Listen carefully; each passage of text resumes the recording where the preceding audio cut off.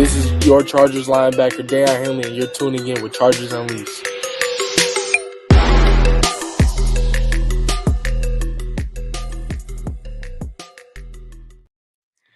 Welcome to another edition of Chargers Unleashed. Jake Hefner and Wolkenstein here with you from the LAFB Network. This is your first time tuning into the show. Make sure to hit that like and subscribe button on YouTube. You can also follow us on Facebook, Twitter, Instagram, Spotify, and Apple Podcasts. If you were tuning in just now, literally seconds ago, the 2024 regular season schedule for the Los Angeles Chargers just dropped. And of all forms, The Sims. The Sims they decided to go with. They went away from the 2 years of the anime type format, and now they bring us the Sims format. Dan's going to bring it up here in just a second so that we can kind of go through this in the entirety of the video that just dropped. But looking forward to breaking down every single one of these matchups. If you guys have obviously been following during the day, there's been a couple rumors as far as when certain opponents were going to be coming out for the Chargers. But now we have everything in its entirety. We're going to go through and break down each one of these opponents and their corresponding storylines for the entire season, ready to go. On top of that, everybody in the chat, obviously, outside of the schedule, throw your comments in the chat. Let's talk about it. Let's have some fun. The arguably most built-up thing of the entire NFL season, the 2024 schedule release. Let's get to work. Dan Wolkenstein, let's go. Let's go, Chargers fans. We got our schedule. And honestly, we might need some help from Chargers fans as we get through this. I'm sure there's going to be a lot of Easter eggs and things we're going to have to dig through. As you guys and gals get info, you feed us as much as we feed you with this one. But we do know pretty confidently week one who the Chargers are going after. And look, everyone can talk about the 63 point. We can always talk about FTR. And if we're being completely honest, Chargers fans, you would attest to this. Thank you, Las Vegas Raiders. Thank you for what you've given for us. We wildly appreciate it. And also, you're welcome for your GM. But look, this is a live show, and we know how exciting these things are. We know why we're doing this. This is for the fans, with the fans. Folks, I'm sure you're not new to this. In the chat, give us your reactions. Give us your thoughts. Give us what you are looking forward to most in this episode, as well as the 2024 season. Jake, the Chargers did it. They dropped it of the Sims. Before we even get to our reactions, look, this is kind of flooded already, which is so fun. We love these live chats. Jake, before we get to that, real quick, let's pay the bills. Let's talk about our friends, and let's get action. Yes. I'm going to get this out of the way so we can talk about nothing but schedule here for the next 60-plus minutes. BetOnline is your number one source for all of your summer sports this season. MLB, golf, NBA, and NHL playoff stats. All the latest stats, news, and scores available to follow from your favorite teams. Get the latest odds and lines, including the latest team matchups, player props, and odds on just about every sport that's out there. Head on over to the website today or use your mobile device to get into the action. That's BetOnline, where the game starts. All right, so Chargers fans, we have officially gotten the schedule release. Let's go ahead and pull this puppy up here so we can see what is in store for Chargers fans. Week 1 against the Raiders. Week 2, Carolina Panthers. Week 3 on the road to Pittsburgh. Week 4 at home against the Chiefs. A week 5 bye, which is interesting. Week 6 on the road, week 7 on the road against the Broncos and the Cardinals. Week 8 at home against the Saints. Week 9 at the Browns. Week 10, 11, 12, all in SoFi, looks like. Week 10 against the Titans. 11 against the Bengals. And 12 Monday Night Football prime time against the Ravens. 13 and 14 on the road against the Falcons and the Chiefs. Chiefs on prime time.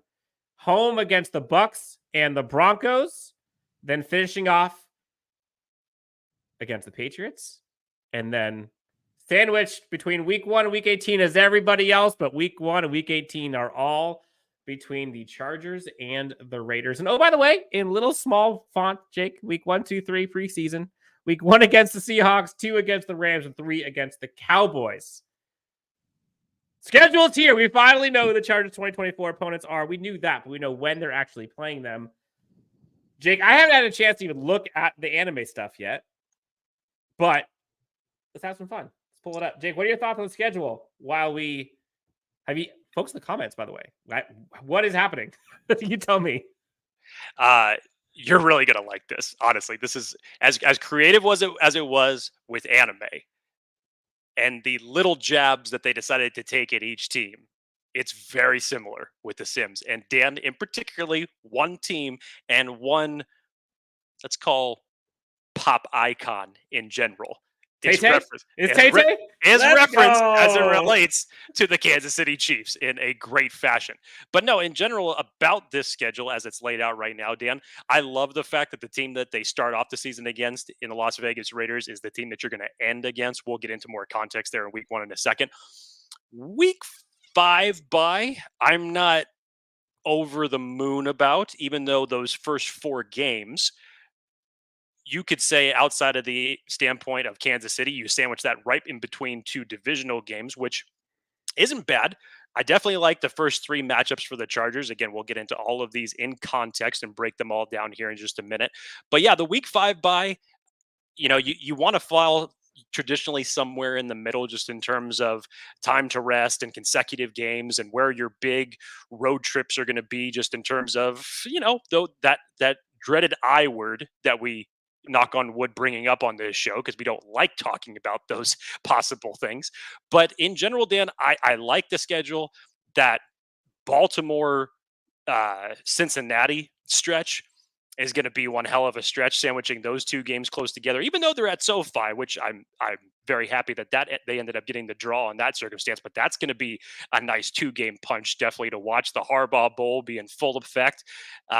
In general, the Chargers are, I think it's tied for 26th in the NFL in terms of overall strength of schedule as it stands right now.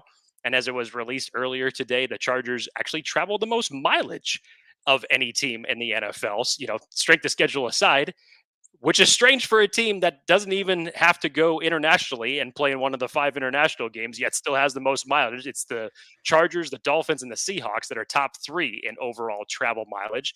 But Dan, I love this. I loved the opponents in general when we already knew what they were months ago.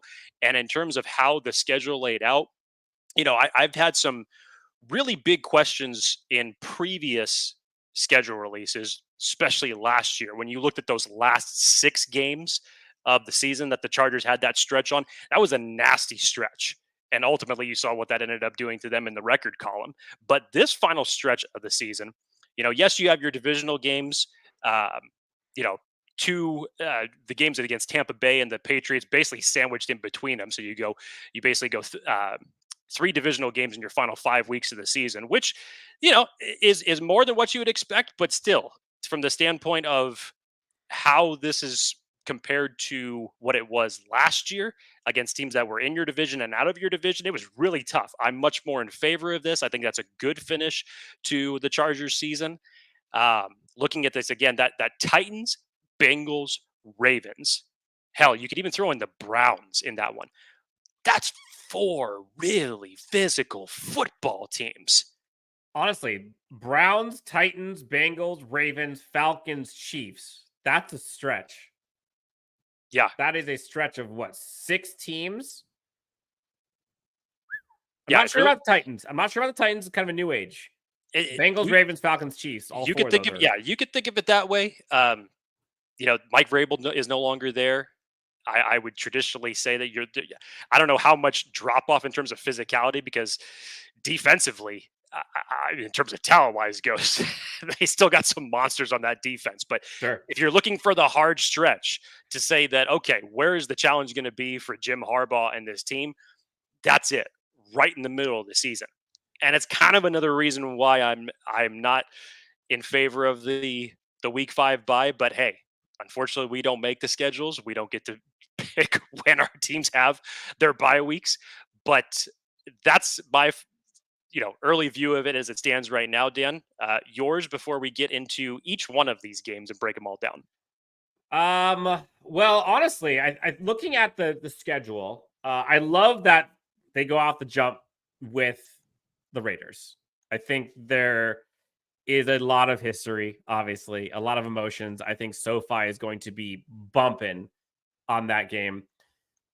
Panthers, Steelers. They have a legitimate chance. That's easy-ish against Steelers. That's a tough one, but they could go 2-1, 3-0 to start off the season, which I think would be a good start for this Chargers team. Home against the Chiefs. I think it's important to have that game first. I like the idea of being home against the Chiefs with Jim Harbaugh in this new era.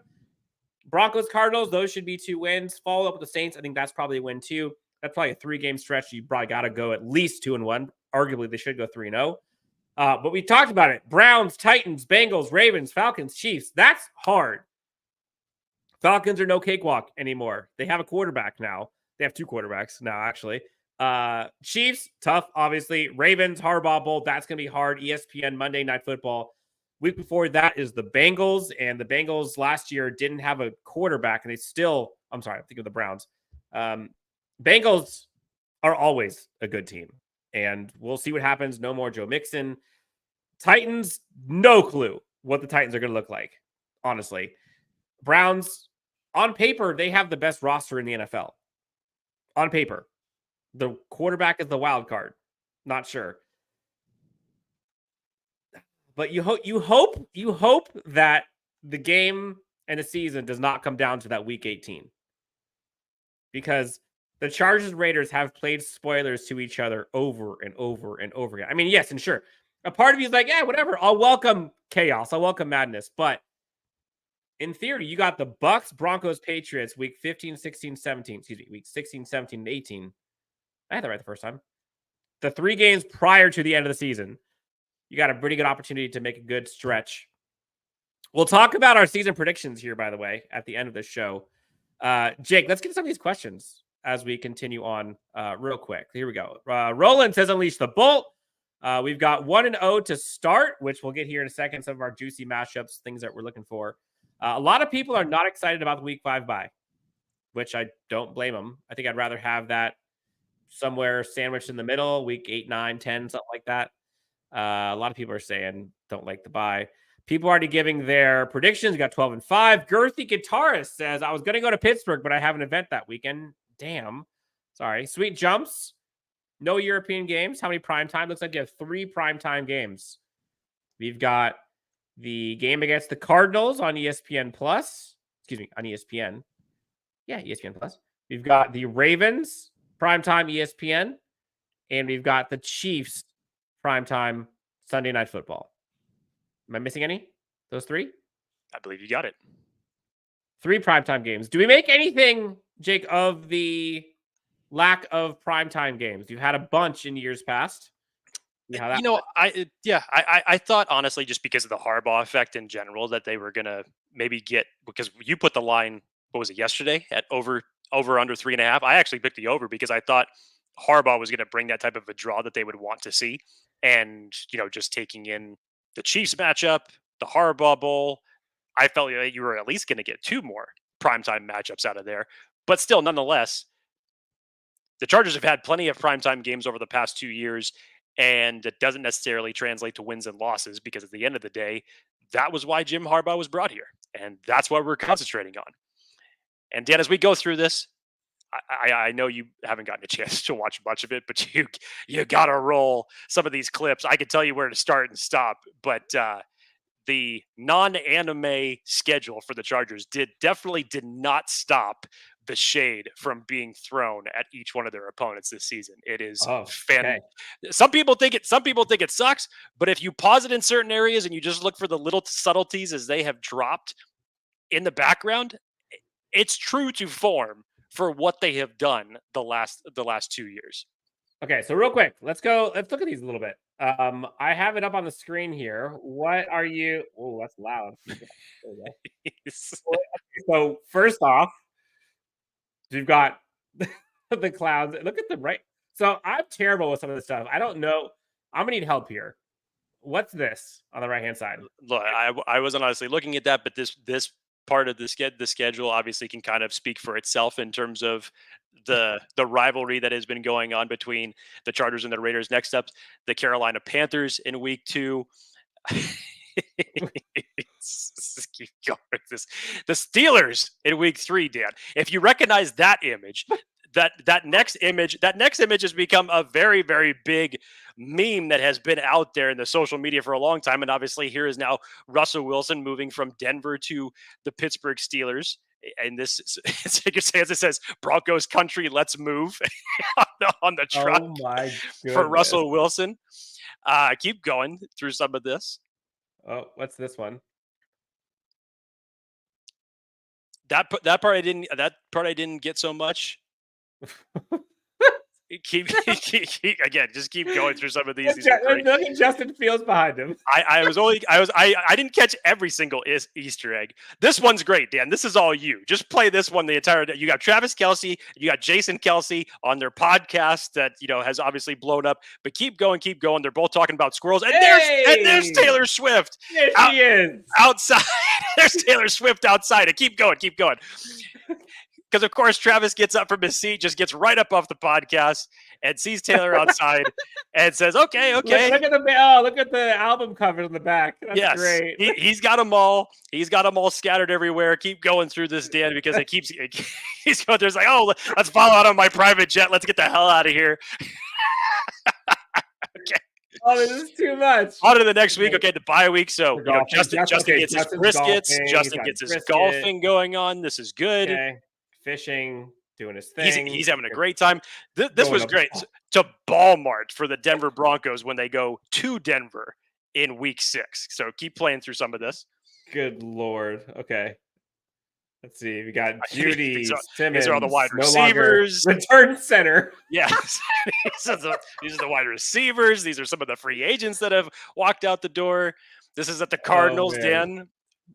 Yeah, you keep going. Okay, so so Josh is our guy, then Kyler's our guy. Okay. Oh, whoa! What's happening? The Saints. So now you got Mardi Gras. Bourbon Street. Love this. Bourbon Street. Mardi Gras going down here. Oh my goodness. This is great. Now pause it right here. So look at the options so the guy picks up the camera and he's looking at his options. So everything, of course, is relatable to the Saints. You have Bounty Gate, the Minneapolis Miracle, the no PI call, and then finally, who do they end up? Yeah, who do they click on? Kevin James as Sean Payton. Now this one's good. I like this one because I had to watch this one just a couple times just to get the subtleties in this. So at the Browns, week 8, play this through a little bit, Dan. I'll tell you. Factory of Sadness, and at least we're not Detroit. Yes, so keep playing through this. I'll tell you when to stop. Okay, right here. Right here. If you notice the boxes, look at the names on the boxes that are here. They're former Browns quarterbacks. You have Kaiser, you have Whedon, you have Couch. There's a bunch of Couch back there.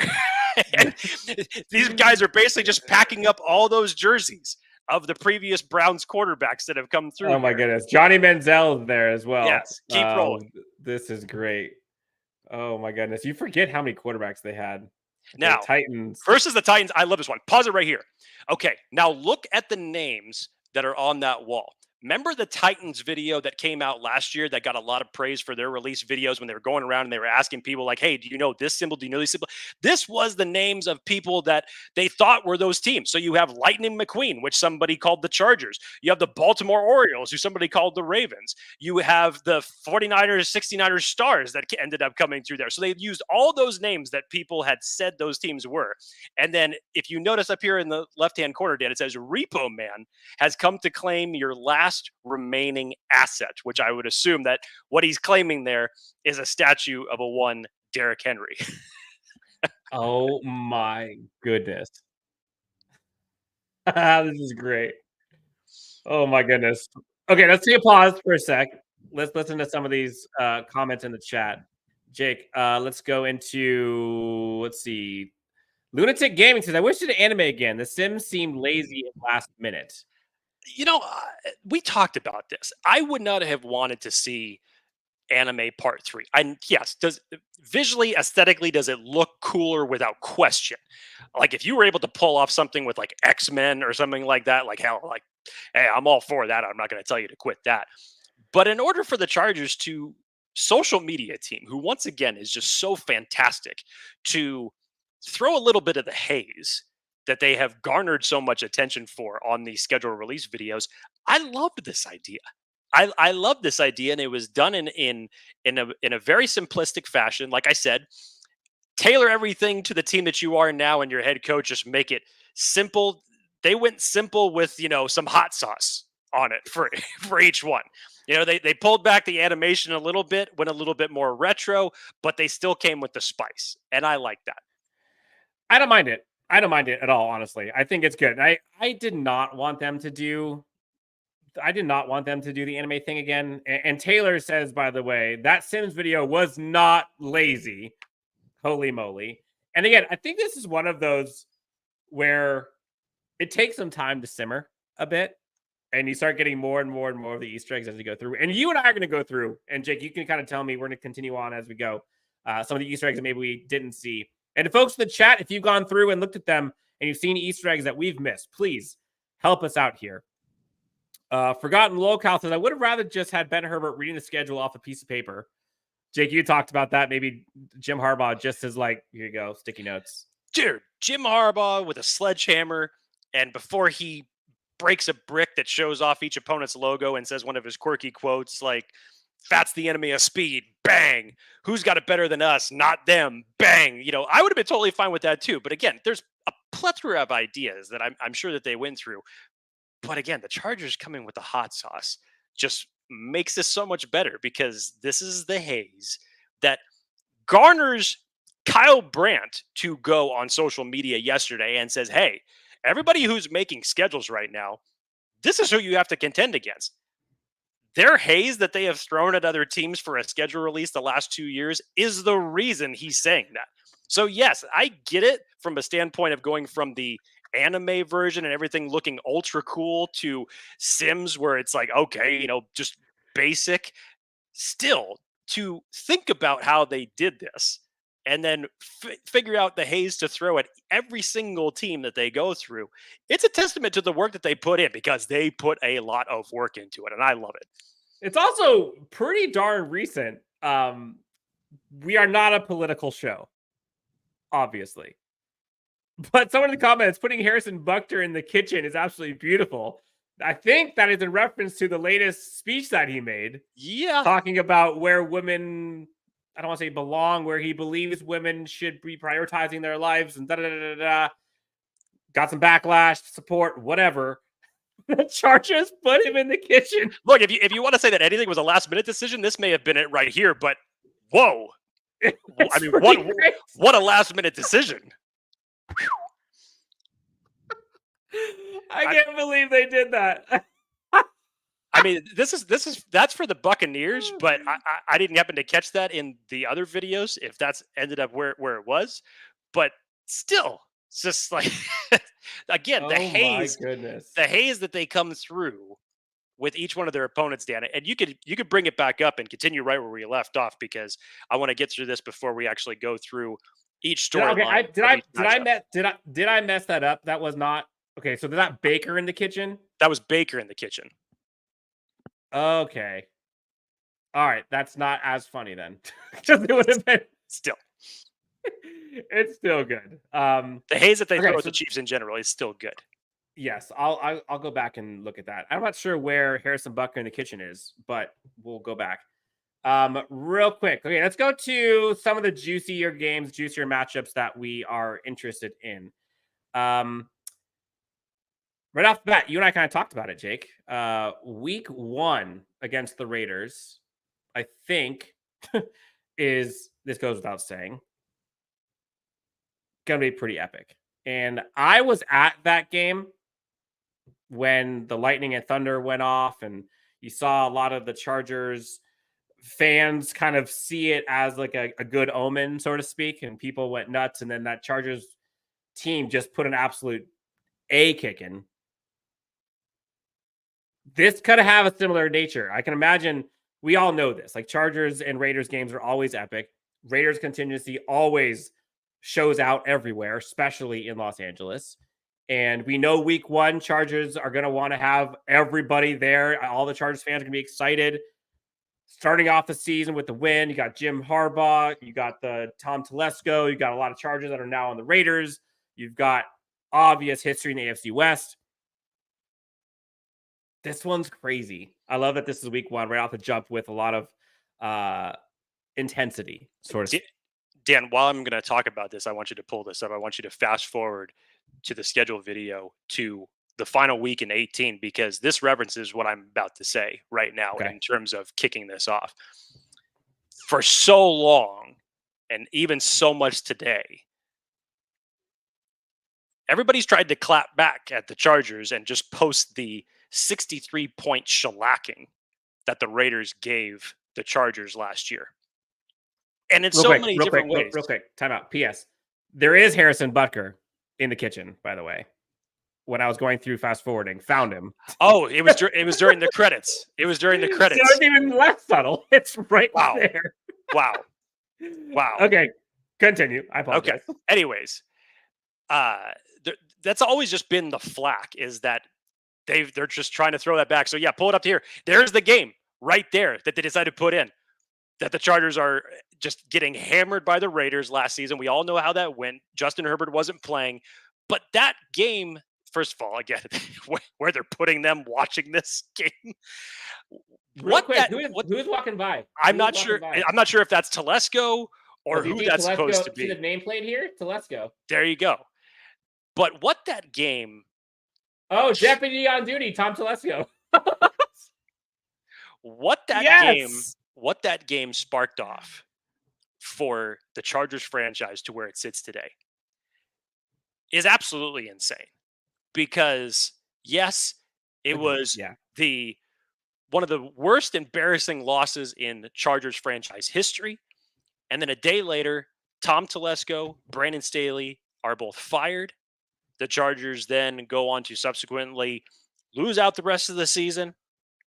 And then by a change of fortune from the front office and an aggressive nature from the front office, they go out and they land the biggest whale that is out there in Jim Harbaugh. And what has Jim Harbaugh essentially done since he has arrived here? He has created a different culture.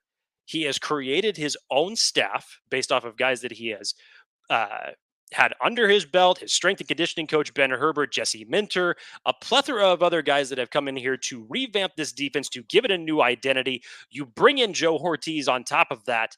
And to think that a game like that, the team that just absolutely obliterated you, your franchise went out and signed the GM of the team you just beat. So there are so many interconnecting stories as it relates to the Raiders. To start off this season with those storylines and to end it with those is just phenomenal. Now, if you get down to player standpoint, this is a huge test for Joe Alt right out of the gate to go against Max Crosby. You know that both of these teams are going to be coming for each other to play week one. And Jim Harbaugh has to be chomping at the bit with this. You would probably think that Tom Telesco has a little bit more added incentive to this, even though he's not out on the field. But for them to get a win in this game based off of everything that has taken place, I love this.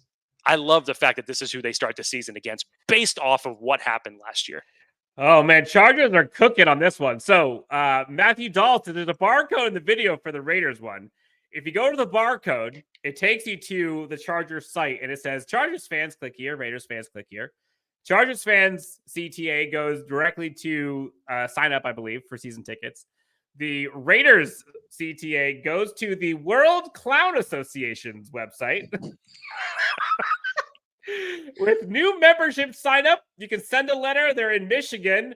Send the email to manager@worldclown.net, or you can give them a call at 219-487-5317. Oh, thank you so much. This is the best part of these, is you go through the Easter eggs and they just never disappoint. Keep the Easter eggs coming and we'll see what we can do to put it up here.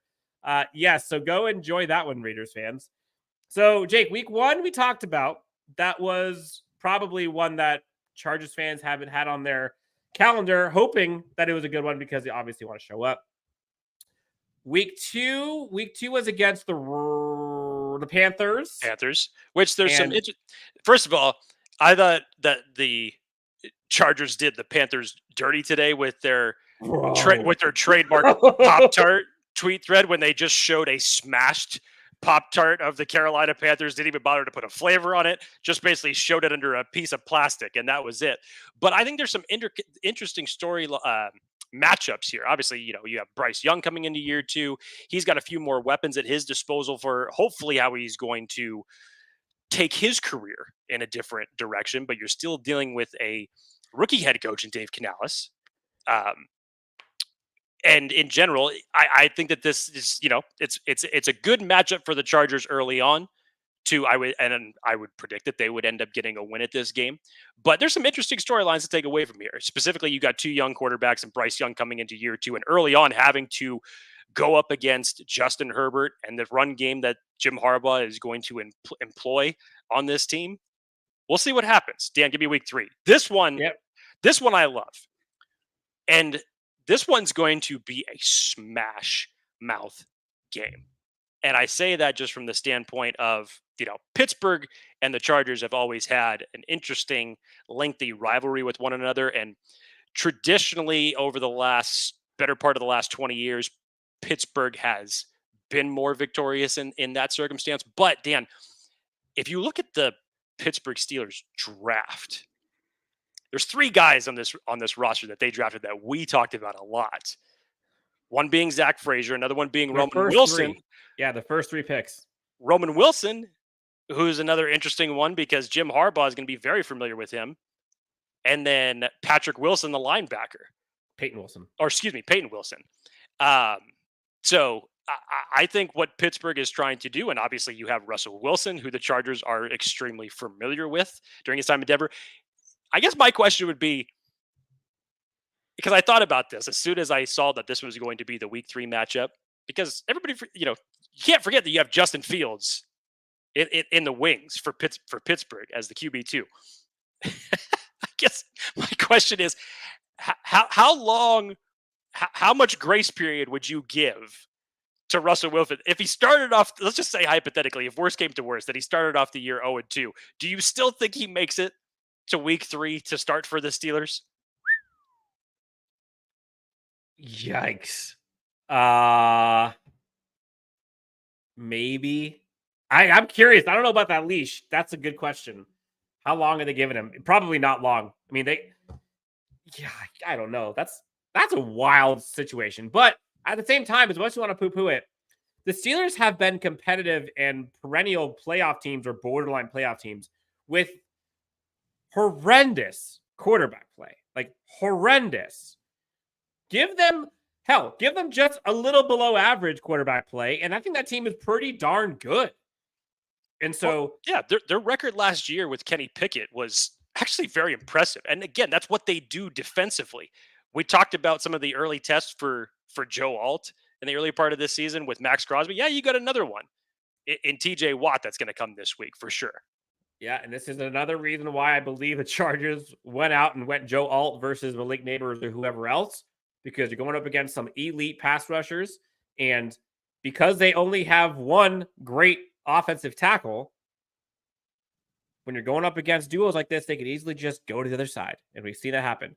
And when they go to the other side and there isn't good pass protection and the running backs and tight ends aren't doing their job, it causes havoc. Now, whatever they have, whatever team, doesn't matter what side they go to, they're going to have a stellar offensive tackle, either Joe Alt on one side or Rashawn Slater on one side. So in this matchup, you've got TJ Watt, who is an all-world player, now having to go up against someone who I consider also at least Pro Bowl caliber, if not better, in either Slater or Joe Alt. And then the other side, right? Chargers versus them, Chargers defense versus their offense. You look at the Chargers defense now. Bud Dupree, former Steeler. Khalil Mack, Joey Bosa, Morgan Fox, Thule. That's just the edge group. Physical. They are going to wreak havoc on opposing offenses, especially ones who get a little rattled, like a Justin Fields or like a Russell Wilson. That's, I think, and we talked about the formula for this Chargers team winning.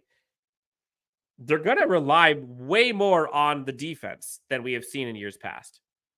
And so this is a matchup that I like. Another one, Jake, right afterwards. Bing, bang, boom. Week 4. Whew. Chiefs at Chargers. This is who I was hoping that they were just going to open the season with. Just right out of the floodgates. Just give it to Harbaugh. Just give him the, Just give them the champions right out of the gate, and let's go to work, and let's see what happens. Now, I mean, again, if you want to look at this as far as a tough 2-game stretch, you could look at that because, again, like I said, the Pittsburgh game is going to be a very physical game. Yep. I don't care who the quarterback is. It's going to be a very physical game. It's probably going to be low scoring, but that's probably what Jim Harbaugh and Jesse Minter are looking for in that circumstance. They probably expect that right out of the gate. And then you have to face the Chiefs the next week right before your bye. This is going to be a big test for the Chargers. This is what we've been waiting for. How many times do we need to talk about the Chiefs winning the division? How many more years are we going to have to do this? This is one of the biggest reasons why change came and why you went out and got Jim Harbaugh, was to have a change in direction and a change in the division in terms of who runs it. Now, as of now, until someone takes it away from them, it is still the Kansas City Chiefs. But the Chargers get 2 cracks at them. And the best path forward to getting to the playoffs is winning your divisional games. So you get this right before a bye. And let's go to work. Let's go to work. Yeah, some of the comments here. I like Chiefs at week 4. By then, they should have their kinks all worked out. I agree. Alex says we need to get better. Everybody, every day, can try and strive to get better. Chargers, yourself. Attack today with enthusiasm unknown to mankind. Yep. Nick says, wipe that sly grin out of Mahomes' face. I hope the Chargers can do so on that game. I think that's going to be a big one. Forgotten Locale says, the Harbaugh Bowl on Thanksgiving would have fed families. Honestly, probably literally would have. I mean, look, that on Thanksgiving, if that was like the night game, that would have been great. It would have been great. It would have. But honestly, like, I genuinely do not care about primetime games anymore because I've seen the Chargers and I don't, a lot of this, and I think Chargers fans, and correct me if I'm wrong, folks in the chat, but a lot of this is, you want to see your team in primetime, right? It speaks to how good they are, the talent, and you want to put Justin Herbert there in the limelight because Justin Herbert balls out in the limelight in primetime. Sure. A lot of it sometimes, and I've kind of thought about this, it kind of screams like they or we want more attention on the Chargers. And in my opinion, I want that attention on the Chargers when it's earned and when it's deserved. And quite frankly, this Chargers team does not deserve the primetime attention this year. The only reason that it is seemingly wanted or felt earned is because of Jim Harbaugh, period. And I like the idea of going to work with your lunch pail. You don't care about the attention. You don't care about the spotlight. Do your job. Make them feel you. On to the next week. And let the results dictate what happens. I don't care about the limelight anymore. Win football games. Let it happen. You had one of your most embarrassing losses last year in primetime. To the point where I don't think that Al Michaels wanted to bail at halftime if you listen to his commentary during that game. We all did. Like, everybody was just so out of it because it was so one-sided. As Dan's point said, we've seen the Chargers with a lot of primetime games over the last couple of years, and what has it actually gotten them? Don't give a damn about that. I could wake up for 17 weeks straight and the Chargers are playing at 10 a.m. every morning. If it translates to a 12-4 record, give it to me. Yes. Yeah, Greer the Guitarist says, when you get to the playoffs, all games are prime time. Let's focus on that. That's probably the message that Jim Harbaugh's saying. He'd probably I could give 2 shits about prime time right now. Like, get me to the primetime games that matter, i.e. primetime. Let's see. I agree on the primetime game, says Age. All Chargers games will be primetime in my house. Amen, brother. There you go. Amen. Without words. Limelight is for the playoffs. Let's make it there. Agreed. Next juicy one for me, Jake. Week 7. Chargers at Cardinals. I love the players that you selected here, Dan. Very sly of you, because what different universe would it be if at the end of last season, yep. if there was one made field goal out of 3 that were missed, could the Chargers have ended up with the number 4 overall pick? And in a different universe, would they have gone Marvin Harrison Jr. if they landed in that spot. So now, as much as Jim Harbaugh and Jesse Minter both just months ago talked about what a pain in the ass that it was to prepare and cover for Marvin Harrison, they're going to have to do it again. But you know something? The Chargers wide receiver core in general obviously looks different than what we have been used to over the past decade. Yes, there's no Keenan Allen. Yes, there's no Mike Williams. But from everybody that we have talked to, and as we have seen this roster built out, there is a theme that they want to do. There is a way that they know that they can win football games without an elite wide receiver core. And the gentleman that Dan decided to put up for the Chargers in this particular image, in one Ladd McConkey, may be the team's leader in targets by the time that we get to week 7 for this game. So this is going to be a very interesting matchup. If you look at the Cardinals draft in general, I think they did a very, very good job of stocking up for their team. So yeah, don't poo-poo this just because of who the quarterback is. I still think this is going to be a really competitive game. I'm looking forward to it. Honestly, when you said that, I was actually going through looking at their draft selections. Marvin Harrison Jr., obviously. Then they went out and got Max Melton, who was one of our favorites. Trey Benson, you were very high on. Isaiah Adams, they went for the interior offensive lineman. Tip Raymond was one that we both were talking about. They get one of my favorites in the cornerback group with Elijah Jones. Then they get another safety that I was really high on, and Dadrian Taylor-Demerson. Christian Jones, the late round flyer. That's a pretty darn good draft haul. Dan, real quick, did you skip week 6? I just noticed this in the chat. I did. I'm going to the juicy ones. I'm not going in order week by week by week by week. But okay, I can go back to week 6 if they would like. I think they were with you because you were going in order there for a minute. So that's why everybody was asking. Well, okay. So the fun part about this is Jake and I put the games that we felt were juiciest prior to the week to week schedule release coming out. And then, as you'll see here in a bit, it went back to back to back, in this case, back to back times of games that we loved.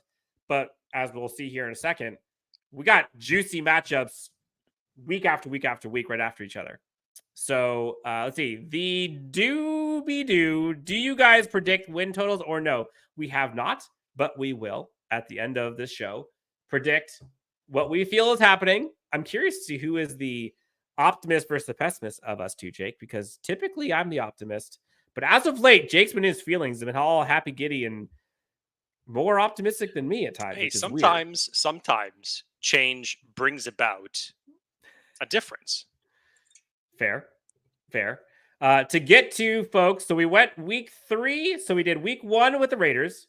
Week 2 is against the Panthers. Yes. Then week 3, 4 back-to-back with juicy matchups, Chargers, Steelers. Week 5 is the bye week. Week 6 is the Broncos. Cardinals, we just talked about. Saints, Browns, Titans. Anything particular about those 3? The Browns, again, I think, are going to be a sneaky competitive team. I think what change has taken place with them over the last couple of years, I think they have obviously relied on their run game a lot better, and that has translated to wins. You get, obviously, from a quarterback standpoint, that still is yet to be determined, but what they have defensively is still competitive. They have turned into a physical football team. So I'll be interested to see when the Chargers end up playing them, where the Browns are at that point of the year in terms of how they're doing. I would still expect if they're in a good position that you're going to see a good game out of that one. And obviously the Saints, anytime that you get an opportunity to play against your former divisional rival in Derek Carr, which going back to the Pop-Tart references from earlier today in the Chargers, that was probably my second favorite in terms of what they had in the thread, the brown cinnamon sugar, and then they decided to insert the makeup and eyeliner right next to it. The mascara or whatever that was for the Saints and Derek Carr. Good Lord. Yeah, Saints, Brown, Titans. That's a stretch of the Chargers. If they're going to make the playoffs, they're going to have to go at least 2-1. They should go 3-0 in that stretch, in my opinion. All right, $1.99 donation for Matthew Dahl. Question: over or under max sacks against the Raiders? 2.5. 2.5 total for the season?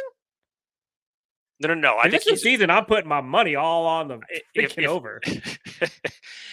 I think he may just be talking about week 1. Correct me if I'm wrong on this, Matthew, but I think you're just talking about week 1 in this circumstance. Let's say week 1.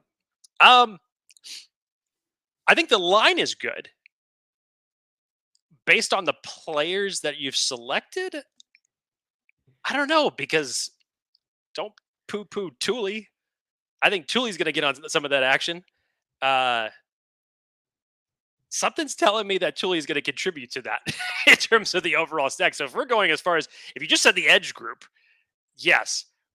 Limiting it to Mac and Bosa, I'm not so sure. But you give it to that edge group, especially now after adding Bud Dupree just a week ago, I think that I would go over in that circumstance.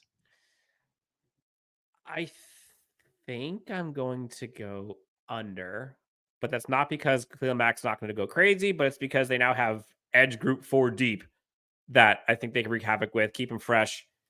I'm going to go under, but that might actually be a good thing for the Chargers. Dan asked me this question earlier this week, shortly after Bud Dupree was signed. And remind me of the line that you gave me, Dan. I think it was 34 or 35? I think it was. So I had the total sacks of all 4 players last year. I think it was 34 total or 37, one of the two. But over under total, 34 and a half sacks for the entire edge group, those 4 players for the season. Which I went the over. And it wasn't necessarily based off of what I'm thinking that each one of those players are going to contribute, because there are some that obviously are getting up there in age. Others have battled injuries. But what I'm putting more of my money in and trusting that over line is the man in charge of the defense and how he's going to deploy them. Jim Harbaugh and Jesse Minter know that they need to get after the quarterback. And I think it's proof of why they went out and they signed a player like Bud Dupree, who was a 16 games, started basically every game for the Falcons last year.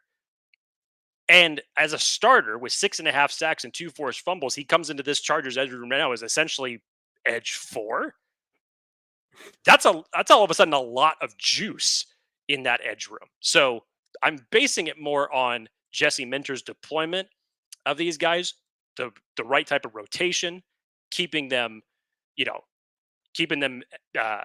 upright, breathing, able to last the 60 minutes. That's what I'm basing it on. It's fair. That's fair. A couple questions here, Jake. Question to comment. Question: over under total interceptions by the bye. Over under 3.5. So first 4 games: Raiders, Panthers, Steelers, Chiefs. So think about the quarterbacks for a second, Jake. Quarterbacks, Aiden O'Connell or depending on which one you start with. If it's Gardner Minshew, if it's Aiden O'Connell, I say you're at least good for 1. Okay. Panthers got Bryce Young, and Nate got absolutely wrecked last year. I think you can get another one out of that one.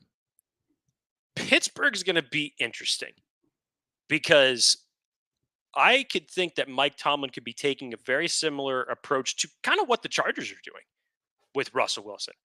Rely heavy on the run game. Rely on your defense to give it back to you. Come with a very smash mouth type of offense. Let's go with the Trent Dilfer route. Yeah.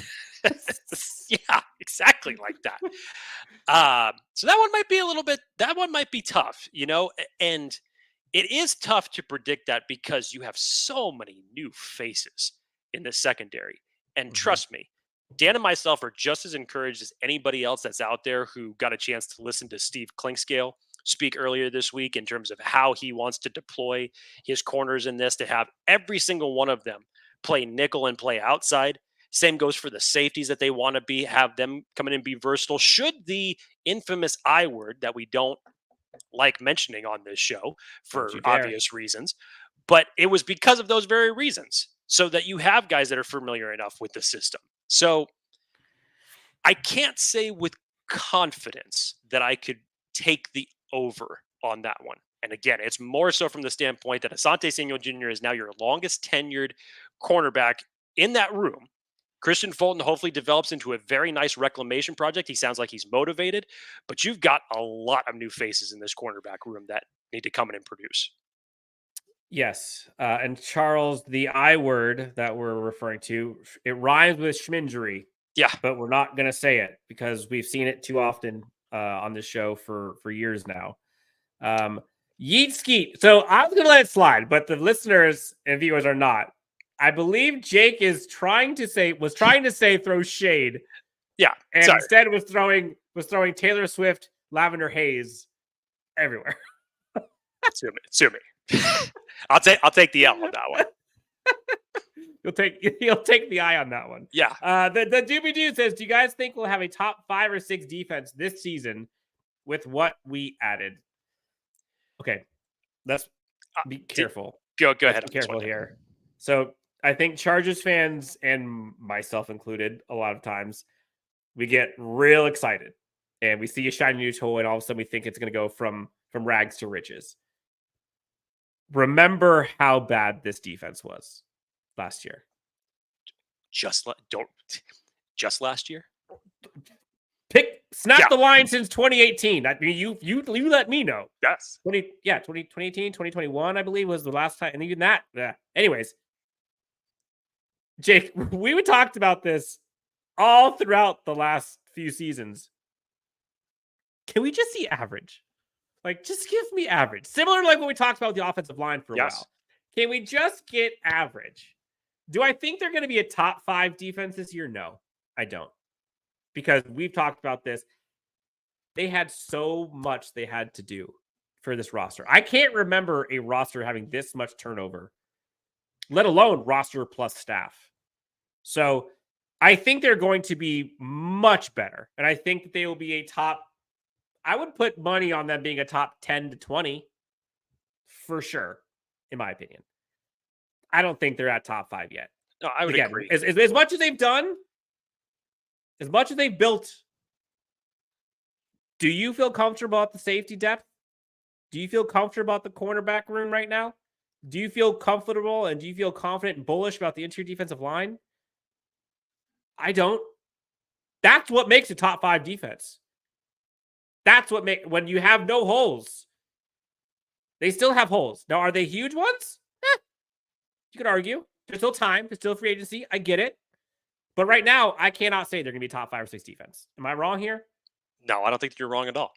And because there's been so much turnover, and just from player personnel and now from coaching staff. I mean, literally, it was gutted down to the formations. Let's not forget in terms of the coaching personnel. Thankfully, there are some, especially on the defensive side of the ball, that are familiar with coaching with one another. So you're hopefully trying to give them as much as a leg up as you can in that circumstance. But when you have a quarterback like Justin Herbert, I don't think that you need to have a top 5 defense in order to win games. I understand that this whole philosophy for what this team is going to do in terms of being a more physical, aggressive team.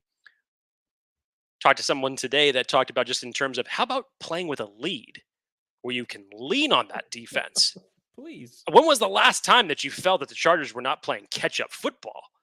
I mean, it seems like it's been forever since we've said anything of that sort. So to me, if your defense can rank anywhere between like the 15 and 18 range, I think you still win a number of different games having it ranked like that. Yeah, and not saying it's a top 5 or 6 defense is not a bad thing. Like that's not poo-pooing the defense. I think the defense is going to be far better than they were last year. But it's hard to go from worst to first, proverbially. Like that's hard to do. Let's keep this thing going, Jake. So we last ended with Saints, You're on the Browns, Cardinals. Titans. Saints, Browns, Titans. If you wouldn't mind, could you go back to where you were in the schedule video? Because I really need you to play out some of these last ones. I know you went directly to that last week in the Raiders, but you need to bring it back because there was a couple gems in here that were just fantastic. Yes. Where would you like me? Bring it back to the Tampa Bay one. Tampa Bay. Oh, sorry. You're going the wrong direction there, sir. There we go. Tampa Bay Bucks. Oh, I'm sorry. Okay. I'm sorry. Actually, go right behind this because this was fantastic. Sorry, go right before the Buccaneers. This is Baker dancing into the kitchen right here. So everybody knows what took place with this. You know, it's so good that now you even if you go back to that, Dan, did you catch that? That was on the wall and who that was? Right there. Pat McAfee Court. You got Pat McAfee up here talking about this, and AJ Hawk. Yes, with everything that has taken place with this particular Chiefs fan individual who even, I guess, has gotten so much notoriety that he's now having some documentary that's made about him. But we all know what ended up coming from this. Dan, There's Travis Kelce's mom. pull it back a little bit more right before this Chiefs week. This right here. This was okay. Go to the beginning. This is the Atlanta Falcons. This is fantastic. So, okay, go right from here. So here's Kirk Cousins jamming out in Atlanta. Go a little bit forward here. Everybody's dancing, having a good time. Michael Vick jerseys. Great. Keep going. Keep going. Wait, look at the back. Yeah. Correct me who the F did I marry? Keep going, because this is so good. Keep going. Wait, who's out in the back? Who's out in the back? I see there's some Bijan sauce. Some people I think in the chats know who these are, which apologies for me because I did not know who they were. DJ Kirko chains. I see 21. Now, Dan, right here, look at this. This is 28-3. This is Penix. It is Washington jersey at number 9 strolling up to the club. and look what ends up happening. Go ahead, just play this all the way through. Hold on, real quick. The OnlyFans here from the Atlanta Hawks here on the left-hand side. You got happy hour. Yeah, look at that. 28-3. Nobody in Atlanta likes to talk about the 28-3 numbers. Oh my! But just play this real quick, just from when Penix walks in the door. This is great. So he comes to the door. And then, oh my God, Kirk Cousins just drops the headphones and gets so off. Wait, but look at the face at the end. I'm fine. I was like, oh, that was fantastic. Okay, so now go past this. We saw this with the Chiefs already. There's Baker once again in the kitchen. Kitchen ends up catching on fire. What is this? What is he making? What is that? I thought it almost looked like a weird omelet, and then I thought it was a pizza, but I couldn't totally make that out. Okay, now look at this one, Dan. So this is the second matchup with the Broncos. So now he comes up to this wishing well. So then go forward a frame.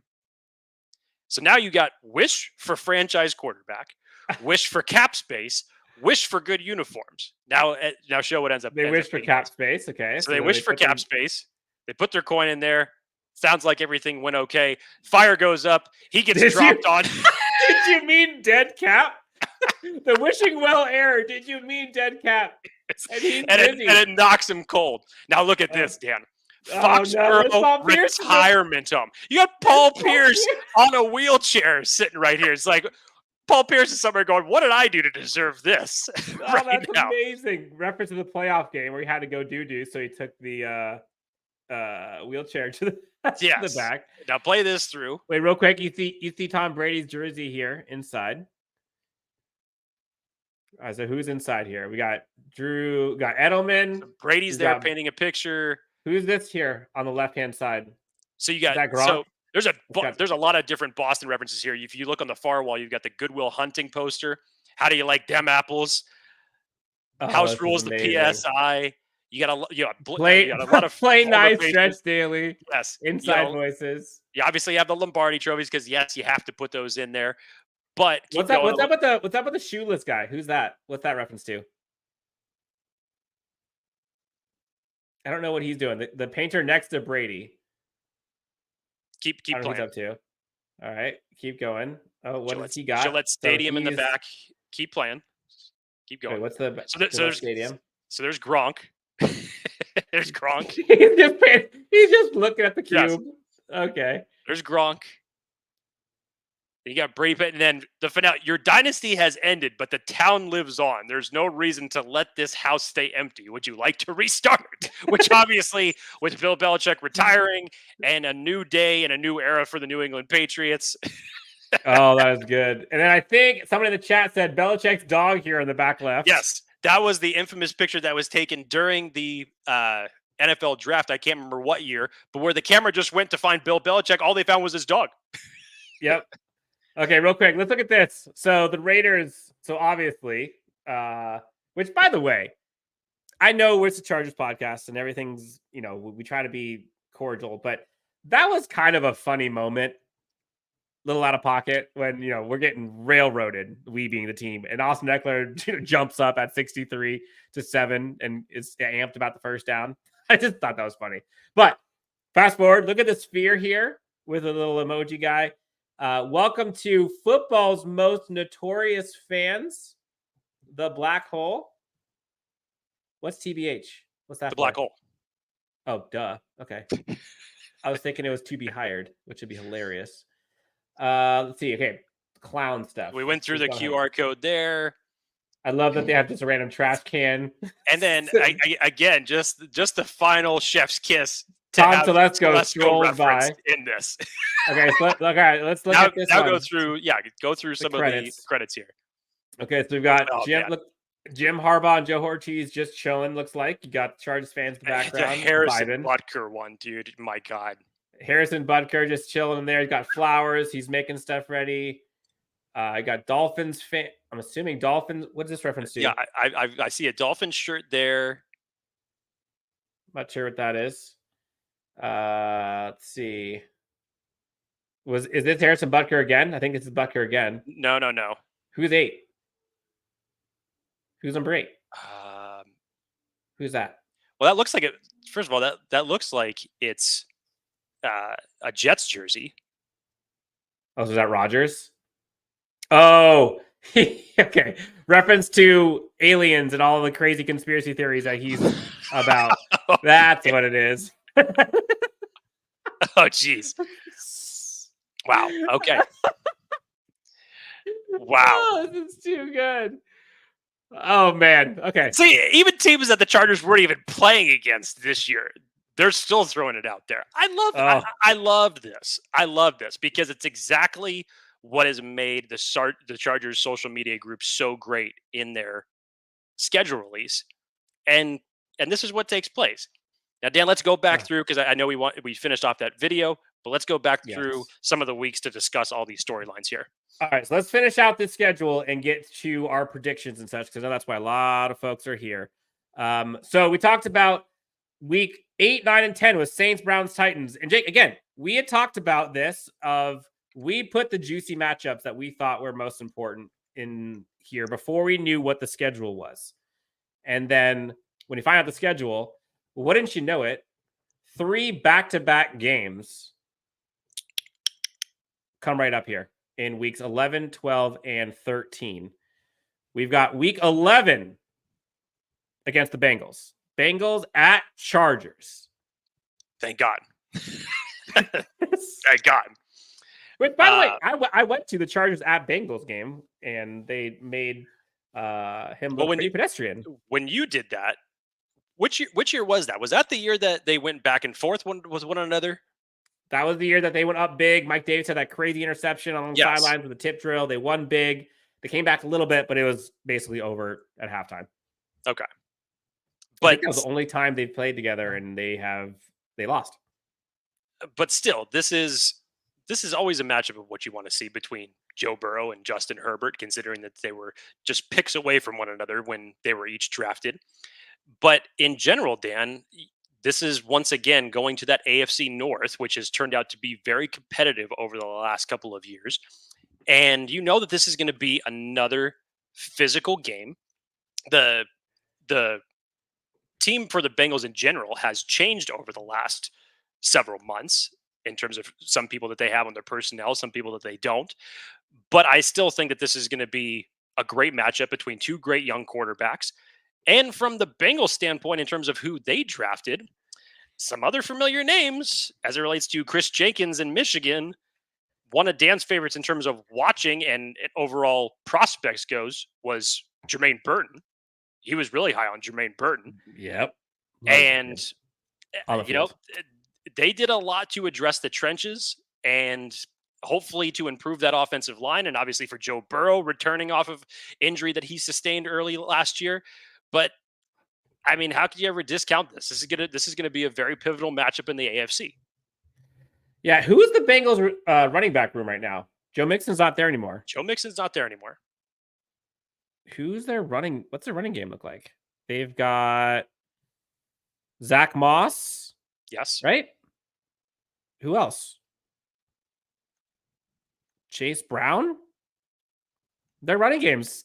I'm curious to see what the running game looks like, because that was one of the things that helped them, I think, was like their balanced attack and helped Joe Burrow a ton, where he didn't have to do as much and have to wear a Superman cape.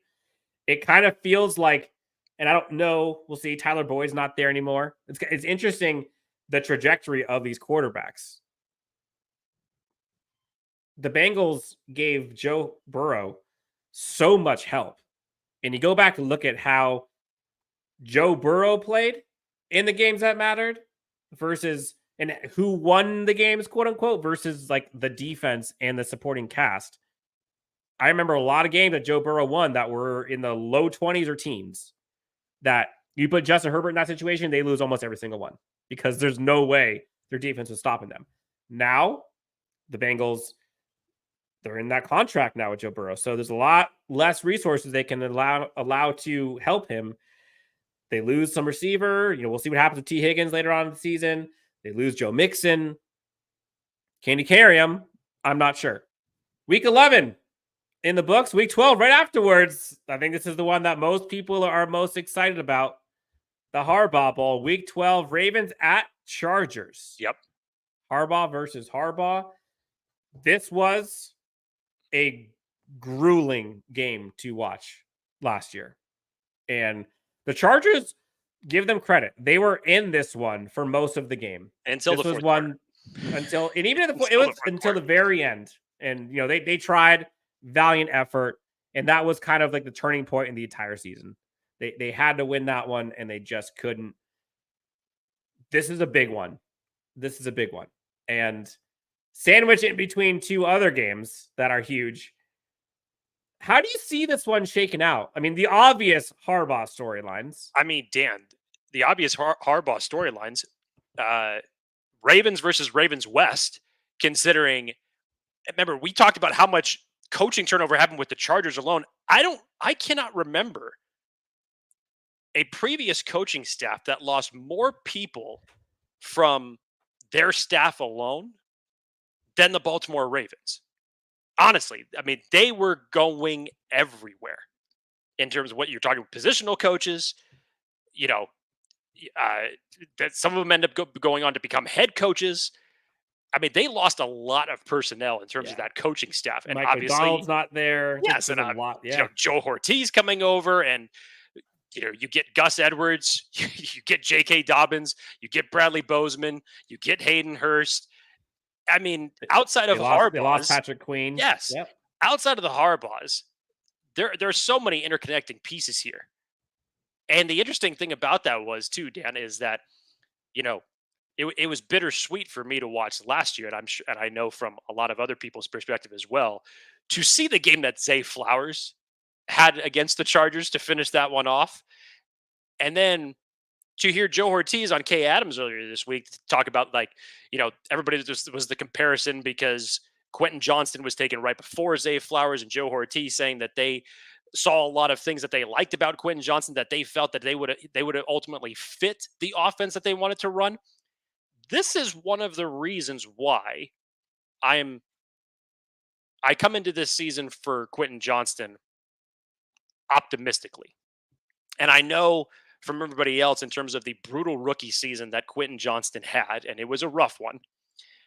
Now you have Jim Harbaugh, who, if you go back just a couple years in the college playoff, Quentin Johnston had a really good game against Jim Harbaugh and his defense in Michigan. And I don't think there's any question that Quentin Johnston knows that he has to come in and make it work. The more important thing that I liked about what Joe Ortiz said about Quentin Johnston, Dan, is that there was nothing that he said that ultimately made it seem like, was, I don't want to say necessarily a guarantee, because I don't think that this is going to be a situation where, if he's not doing good, that he's ultimately going to be shown the door. But he basically made it said, like, everything that is going to progress from here is going to be on Quentin Johnston. And honestly, I think that Jim Harbaugh knows exactly what he wants to do with Quentin Johnston. So, as I've said plenty of times, I don't expect a 1,000-yard receiver to come out of this offense whatsoever, but I definitely expect a vast improvement in terms of overall production from Quentin Johnston. Now, he doesn't have very high to go. The bar is very low as it currently stands. But yes, I would expect a very big jump in improvement. Not necessarily in the numbers, but in what he contributes to this team. Yeah, we're rounding out the back half of the schedule before we give our predictions, which I'm sure Jake is very excited for. Jake, don't forget to put your predictions at the back end of this. Be ready. We have a couple questions here for folks in the chat. You know the drill. If not, first off, please hit that like and subscribe. Helps us out a ton. Leave a review on Apple Podcasts, wherever you guys do it. Couple questions. If you have questions, put them in the chat. We'll try to weave these throughout the discussion. A couple questions here, Jake. How do you guys like the odds of us going 5-1 in the division? I don't like those odds. Just to no. Look, first of all, Alan, I love your optimism. You fit right in with Dan, and even from Dan's standpoint, to say that he doesn't like it shows you where his optimism currently stands. So again, I love where your perspective's at. Winning divisional games is the easiest way to the playoffs.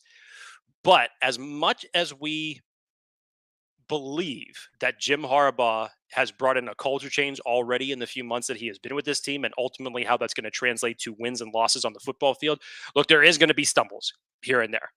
There is going to be stumbles. The unfortunate part about it is that every other team in the league was probably hoping that Jim Harbaugh didn't go to the Chargers, but they're prepared. I guarantee you they're going to know that they're going to be in for a dogfight when they come to play them. The Chargers are not, I don't think that the Chargers are going to surprise anybody. I think they're going to, in terms of how good they're going to be, they may surprise people on how different their offense is deployed. But I don't think that any opponent coming in to play the Chargers this week is going to underestimate them. Don't make that mistake. So this is still going to be a very, very competitive goal to get to the playoffs, and 5-1 in the division, I think, is just outstretching it just a little much. I'd be fine with, I would love to say 4-2, to where you say, okay, if you gave me both wins against the Broncos and the Raiders, and you end up losing both games to the Chiefs, I'd say that's more realistic to happen. But 5-1, I can't comfortably say that right now. Kevin Koenig said, glad Ortiz didn't gas up QJ, though. Said it straight up. It's up to him. Agreed. And that's something that I do admire about this coaching staff and everyone that we've seen so far, is they are pretty honest and transparent with how they feel. And they're not going to say something that they don't mean. And they're pretty true to their word. But I agree with you. And look, I'm not excusing away Quentin Johnston's rookie year. Like, there's a lot of it that was on him. But there was also a lot that was not on him, that he was given no favors by the coaching staff and the scheme and some of the injuries that were ahead of him. And I think there was probably a lot of maybe unfair expectations, just given how prolific some of these crazy top-end wide receivers go off in their rookie year. Quentin Johnston had a bad rookie year. That's like period, end of story. But that does not mean that Quentin Johnston is going to be a bad player in the NFL long-term. I think there's a lot of things that went against him. There's a lot of things he needed to learn, and there's a lot of things that he will learn. And if there was one staff to do so, it's this one. So let's support him, see how he does. And heck, according to Moto Records, QJ over 1,000 yards, Jake. If it's Quentin that goes over 1,000 yards, I will be shook. And that's no slight to Quentin, but in a wide receiver room of Quentin Johnston, Ladd McConkey, Josh Palmer, and DJ Shark. There's no way. I just can't see him being the one that gets 1,000. Maybe. But given the style of offense that they're going for, and given the style of offense that I think they're going to target Quentin for, I just don't see it. Mighty, Jake. How was the Ben Herbert training book, Jake? Did you turn into John Wick? Look, I just got back from a wedding in Cabo. I look like, I don't look anything like John Wick. I look like melted ice cream as it currently stands right now, honestly. And so if there is any time for me to go out and get the Ben Herbert workout video, I will admit this. I did find some videos and changing direction and, stretching, because I'm pushing 40. I need to implement that more into my workout. So I did find that a little bit more, just in terms of, engaging the core better in the workout. So, but right now, I could probably use the Ben Herbert workout video, honestly. Me too. Me too. All right, Jake, let's get through this real quick. Week 13 through 18. 13. This is the back end of 3 straight juicy matchups that I had, and was obviously you have the Chiefs later on, but this was probably, other than the Chiefs, the one that I think excited for the simple fact that the Falcons have had a very good team on rock, a very good offense, especially on offense, sans quarterback. Quarterback has been dreadful, and they finally have one. But look at the weapons they have on that team. Running backs, tight ends, wide receivers. That offense is ready to cook. Quarterback. Backup quarterback. Yeah. That offense is ready to go. That offense is ready to go. And the defense, I'm not going to say it's a world beater by any means, but I think this is going to be a very entertaining game and one that I'm looking forward to. And I don't think they will, but do not overlook the Falcons like, oh, that's a win. This is not that team anymore. It's not that team anymore. I'll say this. If the Chargers defense is what I hope it will be, between 10 and 17 for the year ranked, I think they're okay. I think the Chargers offense should be able to be efficient and effective. And I think the part you're talking about, the difference of the Harbaugh era, I'm looking forward to seeing an offense that is purposeful, that they know their identity. We did not see a forking identity the entire damn season last year. That's what I'm looking forward to. A brand of football that I can point to and say, there it is. So, Chargers, Falcons, week 13. I think it's juicy. Rounding out the schedule, week 14 at the Chiefs, 15 against the Bucks, 16 Broncos. So Bucks, Broncos are at home. Patriots, Raiders on the road to round out the season. Anything on those last 4 games? Bucks, or I guess I should say 5. Chiefs, Bucks, Broncos, Patriots, Raiders, before we get to our predictions. Again, you finished the season off with 3 of your last 5 being divisional games. And as we have talked about, we have not seen this team with this coaching staff take a single snap yet. And I'm not here to try to bring the mood down on anybody. But here comes the but. There it is. All I'm simply saying is there are going to be some growing pains here and there. If we're talking about the rookie class, if we're talking about certain players and getting adjusted, and obviously head coaches. But the difference that I feel with the people that have the controls now, as opposed to what I have seen the last few years, is how they're going to attack their wins, or excuse me, how they're going to attack their losses as strongly as they're going to attack their wins. And just from listening to Steve Clinkscale, this is not Jesse Minter talking. This is not Jim Harbaugh talking. But this is the message that has basically resonated in that locker room, is that how they're going to develop players. And whether we're talking about rookie players or veterans that have been on this team for a long time, one of the biggest issues for the Chargers overall over the last 3 years has been the ability to adapt. We have seen too many times where it is one team for the Chargers in the first half and a completely different team for them in the second half, and they just do not have any answers for what the opposition is thrown at them. That happened too many times with the veteran coaches that went up against Brandon Staley. He didn't have an answer for it. How many times, Dan, did we have to go through when we were counting the weeks that the Chargers couldn't even put one in the end zone in the third quarter? I have more faith in the ability to find ways to adapt with this coaching staff that has now been put together than years past. Will it be flawless? No. Will it be perfect? No. But there will be a much better competitive Charger squad than we have seen in a very, very long time. And that ultimately is what's going to translate in the win-loss record. I'm with you. JJins06. The Chargers aren't going to reach final form this season, but they should be better at closing games. Kevin says, Chargers lost the Titans week 2. The only way you lose that game is coaching. That was when I knew the 2023 season was a joke. The other game that they had no business losing was that Packers game. And I know the Packers went on to do good things, but that Packers game was just like gut-wrenching. It was just absolutely gut-wrenching. Okay, Jake, we've reached that time. Predictions. So, off the jump, let's just go week by week. Let's do it. So you tally up yours. Okay. I will tally up mine. So keep your number on you. Okay. Week 1, home against the Raiders. I'm gonna chalk that up as a win. And I know what I was talking about. One of the biggest matchups to watch, honestly, is Joe Alt versus Max Crosby, which is going to be a very tough matchup for him in week 1.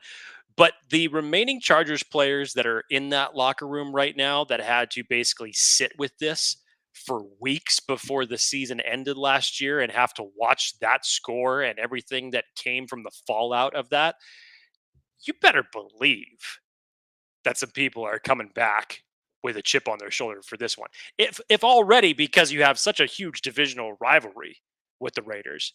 Whenever the Chargers have opened the season traditionally against the Raiders in the past, it's always been a very tough game. And I don't expect anything differently here, but it's not like it's going to be a 63-7 shellacking for the Chargers. But I would expect that they're coming back with some added motivation here. So I'll definitely chalk this one up as a week 1 win. For the Panthers, I will chalk this one up as a win as well. Pittsburgh, I'm telling you, this is going to be one of those.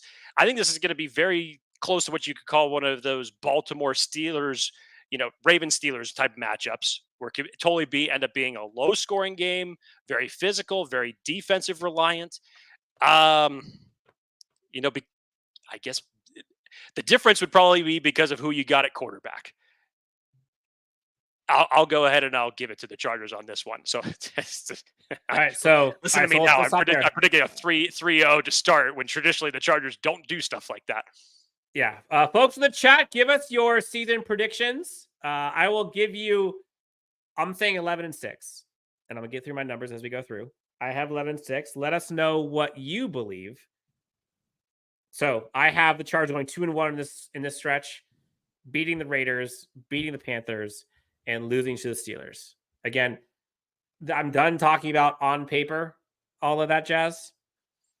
The Steelers are a tough team to beat with a terrible quarterback. Yeah, and you know what? I forgot that this was at Pittsburgh, and I think that may have just completely flipped my prediction on that one. So Are you changing already? Yeah, I'll go 2-1 with you. I'll go 2-1 with you. All right. So then week 4 at the Broncos. Week 5 is the bye. Oh, I already skipped it. Sorry. Week 4 is the Chiefs, then the bye. So Chiefs, Broncos, Cardinals. How do you see them going there?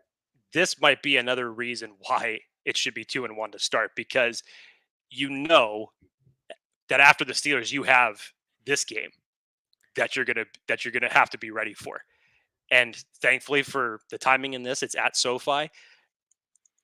You just have to believe that Jim Harbaugh is mentioning the Kansas City Chiefs in every single conversation that he can, that's possible, in what their objectives are for this season. And damn it, screw it. I'm going to be bold. Woo! I felt that, the Chargers could split with the Chiefs this year. And this is more me being reliant on who is at the head coaching position as it stands right now. So because this one in particular is at SoFi, yes, let's go. All right. I have the Chargers losing this one, going to 2-2. Again, I have 11-6 toward the end of the season, but at this point, they'll be 2-2. Until they beat the Chiefs, I'm going to say they're going to lose to the Chiefs, because they always end up, or have always, I know this is not the past anymore, but they always play them tough, quote unquote. And they always have their number, quote unquote. And then they always lose because of Patrick Mahomes and Travis Kelce and Andy Reid. That's just, the water is wet. Chiefs always win those games. Until it happens differently, I'm going to go different. I'm going to keep it the same. Broncos, Cardinals, I have both of those as wins. Do you? Yes. Okay. Moving on to week 8, 9, and 10. Saints, Browns, Titans. Home against the Saints and Titans. Away against the Browns. What say you? So in here, is where the Chargers are going to falter a little bit. I think I have 3-0 in this division. I have you have 3-0 here. 3-0. Yep. I think the Chargers are going to lose at least one of these games. And maybe I'm looking at it as the Browns possibly. Maybe I'm looking at it as the Titans possibly. But I see them going 2-1 in this stretch at least. I can't necessarily predict which one in particular, but I see them going 2-1 here. Okay, so Saints, Browns, Titans, you have them going 2-1. Then this is where it gets juicy. Titans, Bengals, Ravens, Falcons. Titans, I have a win. Bengals, I have a loss. Ravens, as much as I want to say it's a win, I have that as a loss. And then the Falcons, I have as a win. What say you? Yeah, I'm gonna say I'm gonna go with you again on this one. I would love for the Chargers to split between the Bengals and the Ravens, whichever one ends up being a win. This one's tough just because you have one of the better quarterbacks in this league that you have to face off of, and then of course the huge Harbaugh week that is just going to be ultra competitive between both brothers coaching against one another. Players aside, it's still going to be a fantastic game. Yeah. That's tough, right? I would have him going 1-2 in this stretch. Okay. Ryan asked, why not win against the Chiefs? I gave you all the reasons. Patrick Mahomes, Travis Kelce, Andy Reid. Cool. Next question. Kevin says, not predicting wins with the Chiefs until we actually beat them. It's just smart business. Yeah. Hey, maybe this is what optimism does to you. And maybe this is just, this is me coming in with trying to put on the Harbaugh attitude. Not saying that they're going to do this whatsoever. It's just what I think that their whole mentality is driven towards. Every single season, the Chargers should be knowing that they're going to have to contend and beat the Chiefs. That's what they have to do. But to Dan's point, until you do it, you can't necessarily predict it. But there have been those stretches where the Chargers end up coming out and surprising you with one game here or one game there in a game that they're not supposed to win. And this might be that one game that I'm talking about. And I say it again, based off the man who now holds the head coaching position. Yep. All right. Okay. Let's do Chiefs, Bucks. Have us winning against the Bucks, losing against the Chiefs. Yeah. So they're going 0-2 against the Chiefs, in my opinion. I'll have them splitting with the Chiefs here. So this will be obviously going to Arrowhead is ridiculous to play. But I still think that they'll end up losing this game here. I'll count the win against the Bucks. Yes. And then last two, Patriots, Raiders. Oh, and the Broncos. Sorry. You missed the Broncos. Sorry. I was forgetting the Broncos, apparently. Broncos, Patriots, Raiders. Broncos, I have them winning that one. Patriots, I have them winning that one. Raiders, I have them losing that one. Something, I face value, I would go ahead and I would just say, yeah, this is a 3-0 sweep. You're going to finish the season strong, and hopefully they do that. Something just tells me that it's going to be a 2-1 finish, and I can't predict where, but that's where I've got it. Okay. So looking at the numbers now, if I go to mine, this is how I have it: 11-6. And when we were talking about it out loud, it sounded worse than seeing it on paper. Yeah. Looking at the schedule here, we just go home versus away. Home team wins against the Broncos, Raiders, Saints, Bucks, Titans. Those 5 games, should be wins. Those should be wins. The other 3 teams that they're playing at home are better than they are historically. And you can argue still, who knows? Until they do it, I'm going to predict that they don't. Same thing on the right-hand side. Broncos, Chiefs, Raiders. I have them splitting with the Raiders. I have them beating the Broncos twice. Browns, that's probably even matchup. I see them winning that one. The Steelers, that's just a tough one. Then those other 4 on the road, Falcons, Panthers, Patriots, Cardinals, I see them all winning. That's 11-6. Jake? I'm recapping. I'm recapping my record prediction here. It's a flex between 12-5 and 11-6. Honestly, That's that Jake Hefner's got 12-5, which means you have. I believe that means you have the Chargers. Do you have the Chargers beating the Raiders twice? Like I said, that last 3-game stretch, I predicted them going 2-1 with the Broncos, Patriots, and Raiders. I can't necessarily say which one it's going to end up, but I feel like that'll be the record that they'll come out to finish the season, because you go to New England, and obviously this is a very different coaching staff, different quarterback, different offense in general. But, you're still playing in New England. I kind of waver on that one. I think that you should be able to beat both of your division rivals in that week, but I would love to see him finish 3-0. I know you predicted that part, 3-0, Dan. But That's overall, that's a 2-1. Or excuse me, or you said 2-1? I thought you had it finishing 3-0. Who did you have him losing to? Let me go back to. Oh, it's Steelers, week 3. Oh, I'm sorry. I'm talking about the end of the season. Oh, you said the beginning of the season. Sorry, I meant the end of the season. The Broncos, Patriots, and Raiders to finish off the season. I thought you had that finishing 3-0. I have them losing against the Raiders. Losing against the Raiders to end the season. Okay, got it. Because they win the game at home, lose the game on the road. Then there you go. So yeah, mine honestly is a flex between 12-5 and 11-6. And yeah, to Dan's surprise, honestly, it's because traditionally I never went any higher than 10 wins when we were doing these previous predictions. Fair. And look at what the culture change does to you. How much confidence do you have? I will keep repeating this from when we had Trevor Sikkema on the show when he talked about Jim Harbaugh. Whatever it is that he wants to do, it's going to work, because he's found that success for so many years in so many different places. So is it going to be flawless? Is it going to be perfect? No. But in terms of getting this team back to being competitive and looking a hell of a lot better in the win-loss record, that I can believe, based off of what I have seen this team turn into, just from a personnel standpoint alone, and the message that's been sent out from January until now.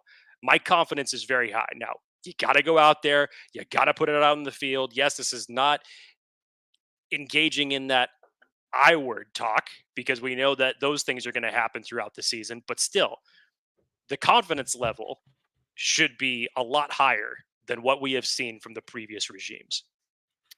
I'm with you. 5 more minutes, Chargers fans. If you have questions, we're going to try to go rapid fire towards the end of this as we continue out.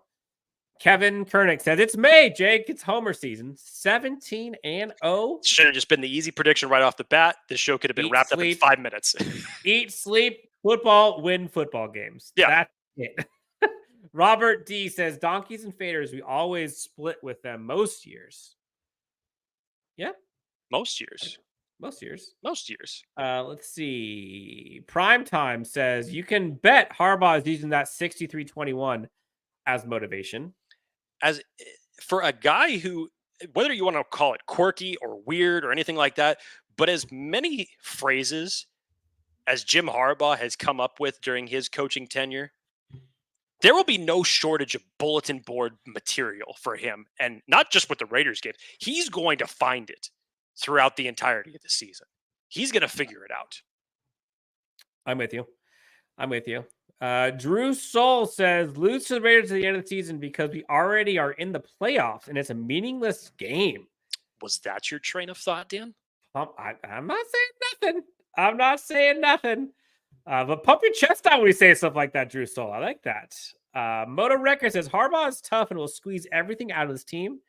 It's going to be like Marty days back in Qualcomm. We talked to Sean Merriman. And if you haven't got a chance to go watch or listen to that, he was gold and talked about all the similarities between this Chargers team, possibilities with Jim Harbaugh, and what you saw with Marty Ball and Smash Mouth football. I'd be all about it. I would be all about it. Bolt Stillo 93 says, my bold prediction is 13-4. 13-4. I think Sean Merriman had them at 12 wins. I think that's what he said he had him as prediction-wise. Remember, the Chargers lost 5 games last year by 3 points or less. As Sean Merriman said, you don't think that Jim Harbaugh can flip those 5 games? No, I mean, I hope. That's the hope. Doesn't it feel like Harbaugh changed the culture and energy of this franchise? In short,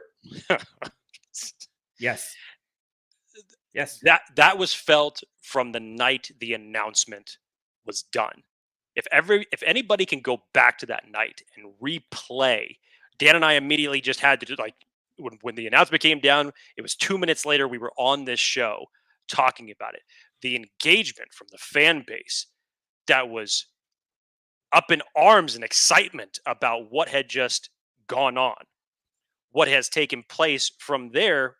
This is where you kind of have to give a little bit of the tip to the cap to the organization to basically give the controls to Jim Harbaugh and say, look, you've got carte blanche to do whatever it is you want with this staff. Let's tear down the old foundations that we have not found success with. Build it up how you want. You go out and you get Jesse Minter. You go out and you get Ben Herbert.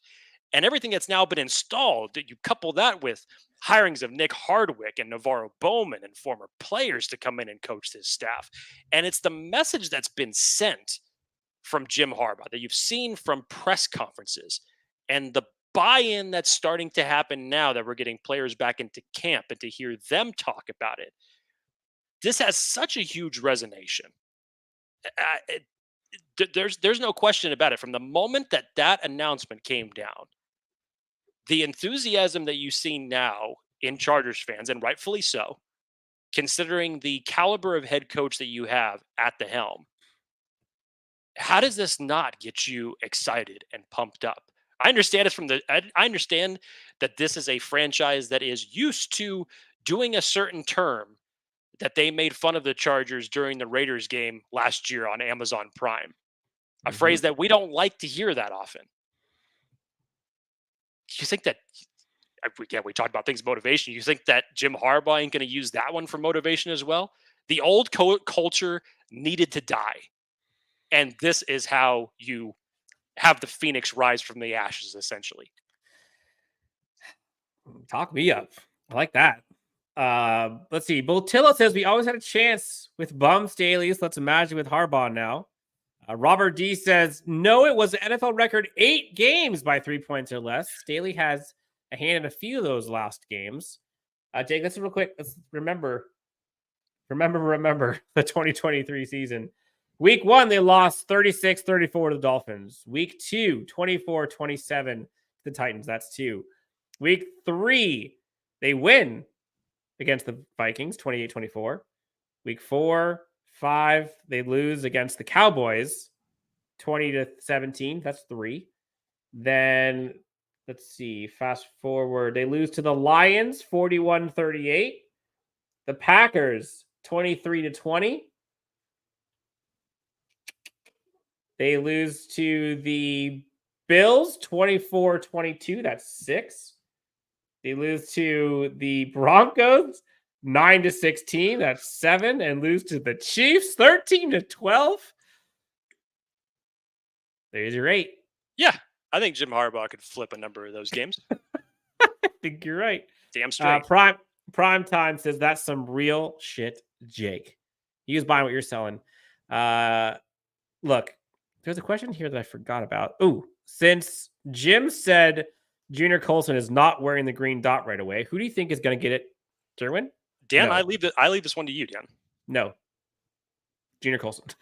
I don't care what he says. Even I though think it's going to be Junior Colson. Do you think that's maybe like not trying to, put him in this position already, since we're only talking about rookie mini camps with no pads? Think about it. If you're a Chargers head coach and you go out there and say day one that your rookie linebacker is going to wear the green dot, he's going to be this and all that, knows all the answers to the test, and then fast forward, he's not. What does that say about the player?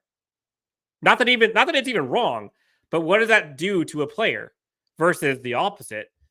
Got to get him up to speed. He knows a lot of the answers, but got to get him going. It's probably not going to be there right away. Maybe then let him ramp up, gets the green dot, bang, bing, bang, boom. I do not believe that it's not going to be Junior Colson wearing the green dot, because who else would it be?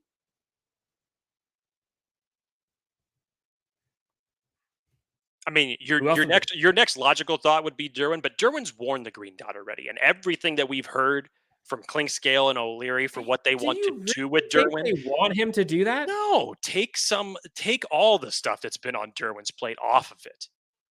Allow him to Yeah, have don't think less so. responsibility. Look, this is not to say bringing down the caliber of player of what Derwin can handle, but Derwin's had to handle a lot of stuff over the last couple of years.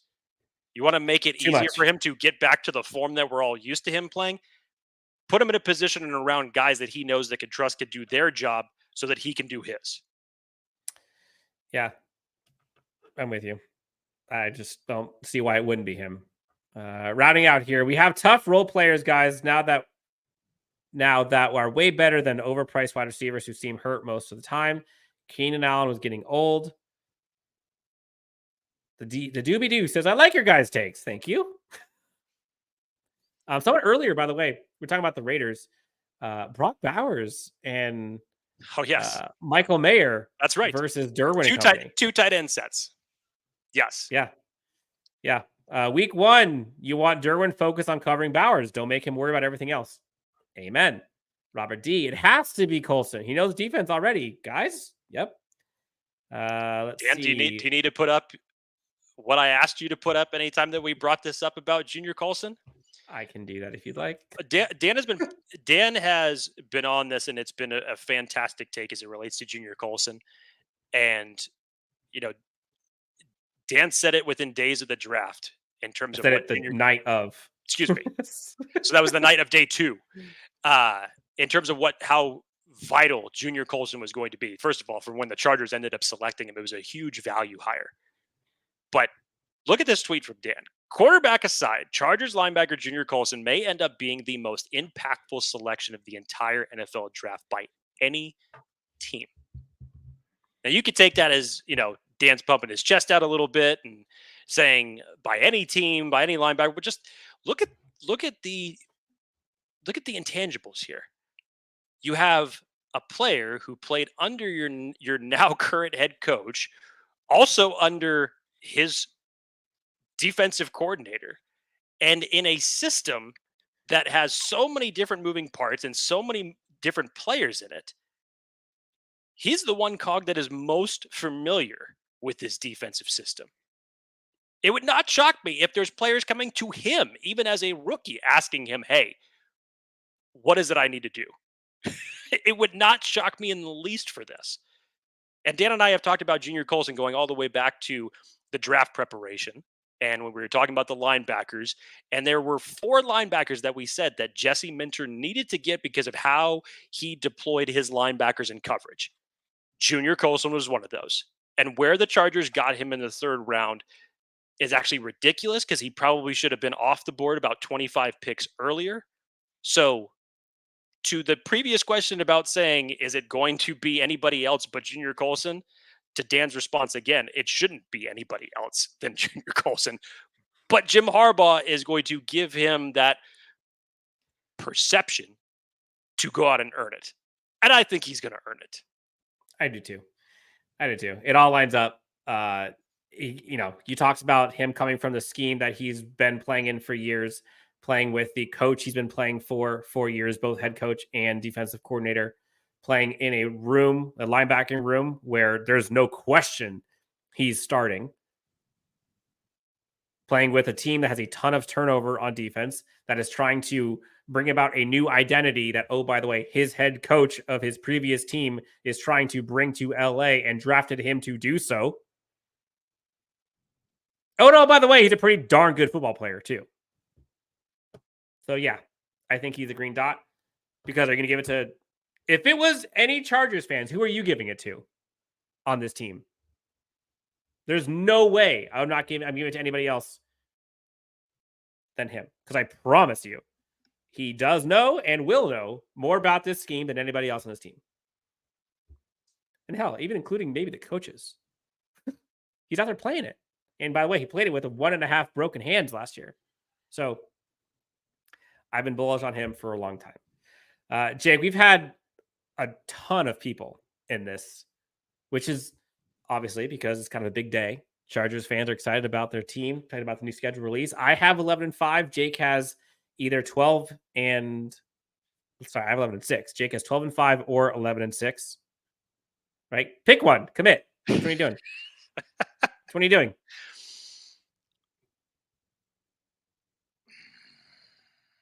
Come on. I'm not It's gonna get. May. I know, but I'm not gonna. I know my optimism is higher than what it has been in previous op seasons, but I can't go too far over the bar in this circumstance. So I'm gonna go with 11-6. Okay. So Chargers fans, we now have the schedule. I am going to be at a lot of these games. I'm going to try to make one away game this year. Last year, I went to the Packers game. I'm kind of circling the Pittsburgh game. That could be fun. I'll be at most of the home games. So if you're going to be going to the home games, shout out. Let me know. Love to meet and greet. See you guys. I'll be at Thunder Rally. Jake, you heading to any games this year? Yes, because I have not gotten a chance to go to games over the last couple of years for a variety of different reasons, but it's on my bingo card. Yes. Beautiful. Look, Chargers fans, we got a lot in store for you. Special guest episode for you tomorrow. Got a special guest episode next week, and I believe the week after. I think we're going. We're stacking them like Clink Scale talked about. Just keep stacking. Yes, we're stacking bricks. We are stacking bricks day by day, and then we're going to have a freaking mansion by the end of this. But look, I like the mentality, Dan. Tons here. I know this was a long one. We went crazy. We got to go through the schedule release, some of the Easter eggs that were in the Sims release, which is pretty epic. The Pop-Tarts thing, which is pretty funny. Shout out to the mascara. Went through week by week, went through predictions. If you have not done so already, please hit that like and subscribe. Helps us out a ton, like I said before. Jake, anything else you want to say to the great friends before we get on out of here? Kevin Kernick in the chat right now saying, and now we enter the long, dark days of June, essentially. Yeah, this is the unfortunate drawl of, and I talked about this right prior to the draft, because everybody was on such a high and for very good reason in April. And then after the draft's over, you're like, okay, can we just get back to football? Can it just be August already? Can we just put on the pads and start hitting people? Let's just get to the preseason. Let's get them to play. And yes, it's nice seeing the rookies get in there, having the veterans mix up. Obviously, between now and the start of training camp, you have some, mandatory mini camps, some OTAs that are mixed in there. But June is going to be a rough month as it relates to seeing the guys out there, because all you want to do is just fast forward to the end of July to early August when the preseason kicks off. And especially with as much hype that is rolled around this team right now, you just want to see them go out there and compete. So buckle up, brace through it. June is definitely the drawl of the NFL season, but here we go. This has been fun for Jake, myself, LA Football Network, Chargers Unleashed. Thank you so much for tuning in. Again, hit that like and subscribe. Helps out a ton. You can find us on Apple Podcasts, anywhere you find them, obviously. But until then, we will talk to you next time on Chargers Unleashed.